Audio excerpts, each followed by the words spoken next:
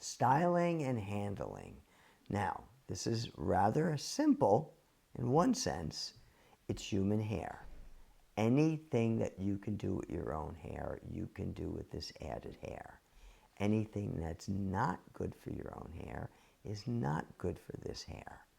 And in reference to handling it, you should handle it with the same care as you should handle your own hair. So some individuals know how to handle their hair properly in a safe way, and some individuals do not know. That's why we're here to guide you to make sure you handle your hair in the proper way to optimize your results. Now, you can style it any way. It's human hair.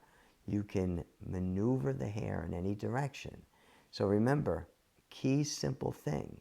If right now my hair is parted over here, it will not part over here unless I wet it and part it. Remember, hair goes where you push it, especially from its wet position to drying. Meaning, if I dry my hair off my face, it's going to most likely stay off my face. If I dry it with this side part, it's going to mostly stay in that part unless I wet it and move it to another side, all right, or part it in a different area. So the hair will go wherever you position it, especially wetting and drying it in that position.